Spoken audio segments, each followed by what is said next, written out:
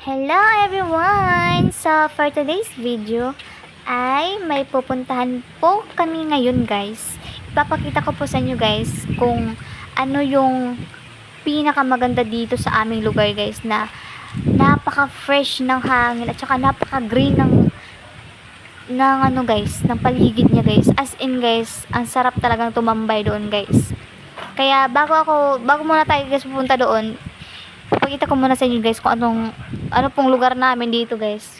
Actually guys, masarap din dito sa amin guys, at saka napakahangin, napaka fresh ng hangin, tsaka marami ding puno dito sa amin guys. Kaya hindi ka talaga ma-stress dito sa probinsya guys.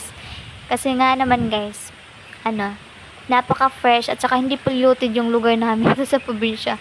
Kasi more on lang guys, more on puno, mga prutas, ganun lang guys. Kaya samahan niyo ako guys at pupuntahan natin mamaya yung sinasabi kong maganda guys. See you later!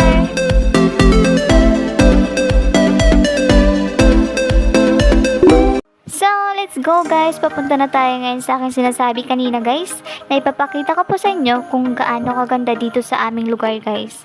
At kung gaano ka-fresh yung hangin dito guys. Kung napapansin nyo guys, ang daming puno ng buko. Kasi more on talaga dito guys is coconut yung parang source of income talaga dito sa aming lugar guys. And kung napapansin nyo guys, grabe, ang sarap talagang tumambay dito guys, kasi nga super fresh ng hangin at saka malinis yung paligid. Kaya naman guys, dito ko talaga gustong gumala guys kapag na-stress, kasi dito guys na lugar is talaga, promise guys, mawawala yung pagod mo, yung pagka-stress mo. Kung napapansin nyo nga guys, ang daming tumatambay talaga dito guys.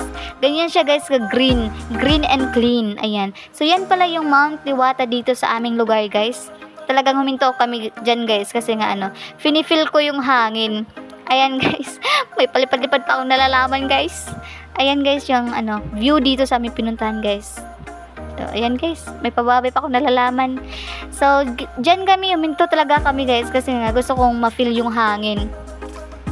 Kasi promise guys, ang ganda talaga dito guys. Kaya naman kadalasan maraming tumatambay dito. Kasi nga guys is masarap siyang tambayan. Kasi bukod sa mahangin, malinis din yung paligid. Ayan guys, yan yung mga nakatambay dito guys. Diba guys? Madami silang nakatambay dito guys. Maganda, lalo na paghapon na guys. Yan, nakatambay na talaga sila dyan guys. Tapos dyan sila yung iba, nagpipiknik dyan. Nagdala sila ng mga pagkain. Kahit nasa tabi lang sila ng kalsada guys. Enjoy na. Kasi nga napaka-fresh ng hangin. Tapos malinis. Tapos super green. Dito talaga bagay guys, pumunta kapag broken ka or may problem ka. Charis lang guys. Hindi nga guys. So ito yung lugar namin dito guys. Simple lang guys. Mahangin, super green. Ayan. So that's all guys. Thank you.